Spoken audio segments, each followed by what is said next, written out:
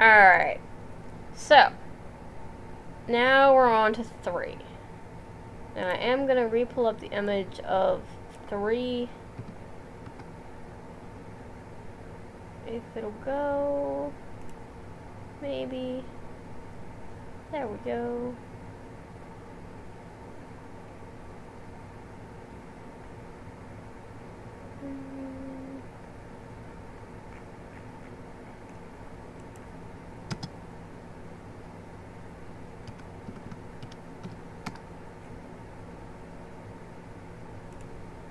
I can't spell.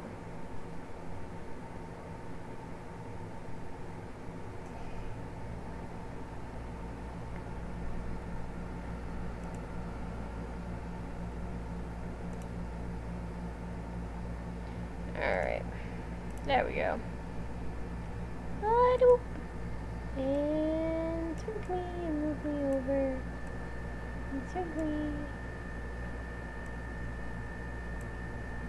Alright. So, here are the, well, you can say the main characters of 3.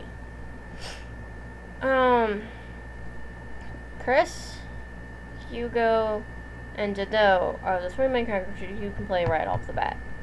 And the way this game works, it's the first PS2 game. It is the first one that does 3D graphics and all that fun stuff. I currently can't play my 3. I actually have to buy another 3. But what you need to do is you need to play each of their beginning things, and then play each of their chapter 1s, each of their chapter 2s, and each of their chapter 3s. But while you're doing this, each time you save, you actually need not to make a new save.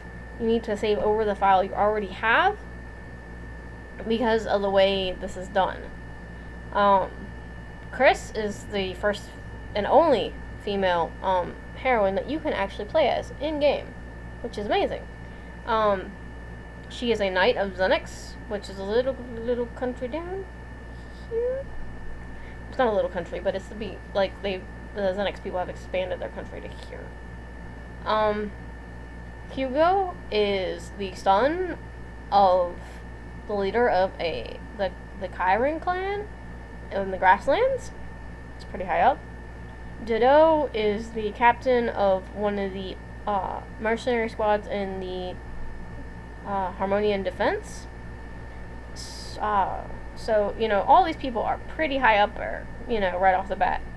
Jado is obviously the oldest, and Hugo is the youngest. I think he's like maybe 13, 14 in the game. Chris is probably like 20, and Jado is probably like 40. And then this is Sarasa. He does become integral and a main character. He is a bishop of the Harmonian army. Again, pretty high up there. This is Luke. If you play the first 2 games, you'll remember Luke. He's actually a good guy in the first 2 games, and in the 3rd game, he is a bad guy. And he is a bishop of the Harmonian army as well, but he is that for bad reasons, not good reasons. Luke is the bad guy, but you feel for him. The character you don't feel for, would you stop that?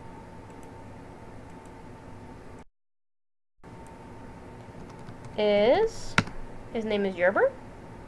He's an asshole. This is him. He is an asshole. Don't think you ever, like, he's in 2 evidently. I know this, but this is what he looks like in 3. He looks like a dapper gentleman. He's an asshole. He is an asshole. I don't like him. He's hard to beat. And he uses 2 swords. He has the 8-fold rune. And then the other main villain, you could say, her name is Sarah. She is in love with Luke. This is Sarah. She's quite beautiful. But this is her. She is in love with Luke, like I said. It's really, really sad. But she loves him. And, let me resize me. So, those are the 3 main bad guys. Well, there's Albert too, but I guess I should show you all Albert. Give me a sec. Let me find him. Said pull up internet browser. Ow. Bart. And this is Albert. He is the enemy's strategist. Actually, this is a pretty good picture of all of them.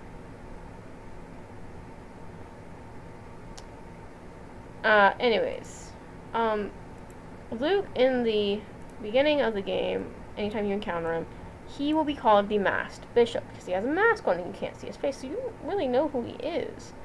And then when you find out what it is, Luke, you're like, what? And so you find out his reasoning. His reasoning, which in this game world makes sense. In my first video, I said, there are 27 true runes that control the world. They also kind of sort of control fate. And Luke, who has been alive for a while now, he's in 1, he's in 2, and he's in 3. So he's been through 2 wars. He hasn't really aged much. He's tired of it. He wants to live a normal life. He doesn't want his life to be controlled by the true wind rune, which is the one he has. He's tired of it. He's tired of seeing runes control everybody. He sees that, everybody, like Windy, wanted the Soul Eater rune, He is sick and tired of seeing runes being used again and again and again for bad intentions. And he says, you know what? How about this? I'm sick and tired of runes controlling everybody's fate. So I need the 5 elemental runes. So he gets Sarah on with him, who loves him. He gets Yerber with him, who is crazy, batshit crazy. And he gets Albert because he needs a strategist. Someone who knows a little bit more. So he says, alright, I need the true 5 elemental runes. I can get them, I can put them all in the same area, and they will explode all the runes and destroy the world. But he firmly believes that the world will rebuild itself. And people will have true free will. That is his belief. And in the world, it kind of makes sense. Like most people, you'd be like, crazy. In that world, it makes sense, because the 27 true runes do control the world, do control fate. It seems like they cause wars, almost. And he's sick and tired of seeing these wars be caused by these true runes. And so, he doesn't see any other way out other than just to get rid of them all. And he knows getting rid of them all will destroy the world, but it's kind of, he's like, okay, that's fine. I will accept the fact that the world is going to be destroyed. Except he fails because of you guys. Like the main characters, Hugo, Chris, and Dido, and even Thomas and Sarsa, all work together and stop him. And they all get back, like their runes are stolen. And they're all given back, like, hell, Albert's just like, here, take it back. I'm done. See you later. And they're like, what? Because he knew from the start, that this plan may fail. Hell, he probably even told Sarsa this plan might fail. And at the end, when Luke is dying, Letnat comes and she's like, you can't, you can't try and twist fate to your own design, Luke. It doesn't work that way, People choose their own fates. Yes, runes play a little part in it, but they don't choose everything. And Luke's like, can you forgive me? And she says, yes. And then he dies in Sarah's arms, and you're like, meh. So that's the main plot. But, when you're playing with different characters, which I like, you can see the world from different perspectives. And after you beat the game, you can actually go through and play as, like, Luke, which is great. Because you can really see it from his perspective. But, like, when you play as Hugo, Lulu, your best friend, gets killed by Chris. And that's, like, a big, like, oh my god point. Because Chris is one of the good guys, and she kills one of the other good guys' best friends. Mind you, it's by accident. she doesn't look before she draws her sword. When she draws her sword, it cuts him, and it mortally injures him, and he dies. And you know, you're kind of invested in this quirky Lulu character. And then later on, Jimbo, one of the characters you know from Hugo's side, you see him with, when you're going Chris's side to get the true water rune, you see him, and it is revealed, if you haven't figured it out, that he is Wyatt, her father. And this is revealed right as he is dying in her arms, and she is like mortified and sad that he is dying. Mind you, she gets this rune, but she's so saddened by it.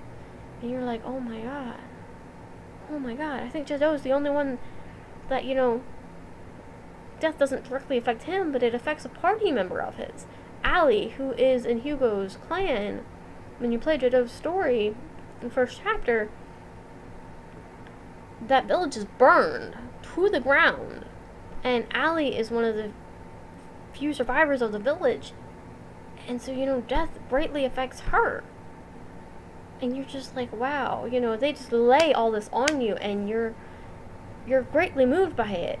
And, you know, you want to play more, you want to learn more about these characters because of everything that happens, you know.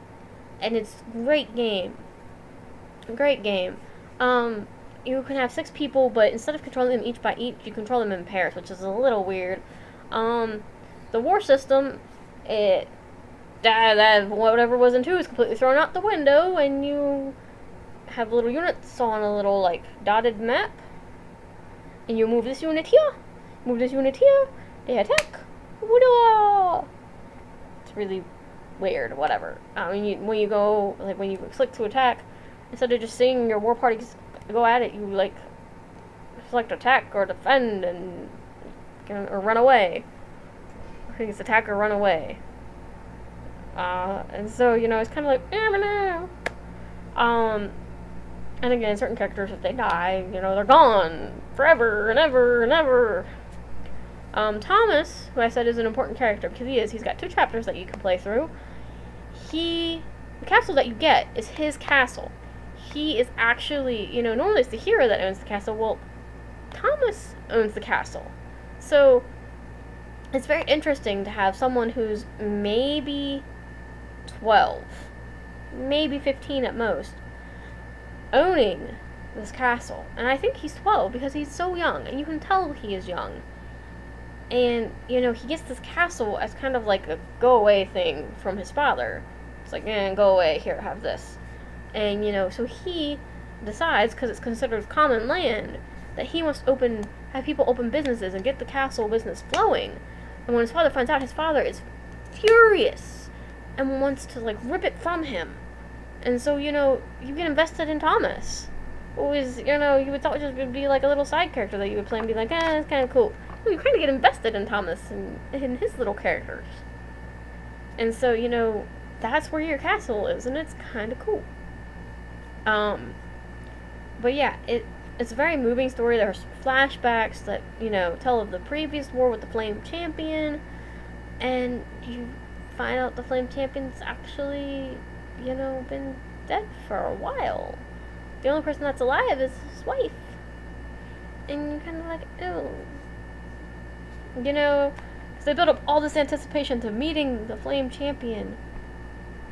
And once you get all 3 characters there, you find out he has been dead for a while, and it's his wife that is alive. You have to fight this flame dragon. Yeah, it's a moving game. The graphics are a little wonky because it is like straight up 3D shit. It's the first time, you know, the game's ever done 3D, so sometimes you'll notice their clothes are like jarred into their like body sometimes, and it does sometimes some of the stuff doesn't work right. But, you know, for their first attempt, it was pretty good, you know. Storyline's pretty good, you know, and a lot of people say that the storyline of 3 is really complicated. And I'm like, not really. It may seem complicated because there are interlocking characters or stories more so than there has been before, but I liked it. The only thing I didn't like was controlling the 6 people in pairs, That kind of I don't like, but you know, that's I guess why they never did it again. But yeah, it's still a very, very good game. Again, I didn't really like the war system. It was a little I liked 2s and 5s better, but whatever. So I'd have to give this game, music's great too. I'd have to give this game a 7 out of 10. And if you guys are wondering why it's less than the last two, it's because their first 3D attempt was the graphics kind of went down a little bit because it was just a little weird. But it is a good game. There are some points where they could have done better. But you know what? It was their first attempt at 3D, and it kind of sort of worked. So that's all I have for now. I see you all next time.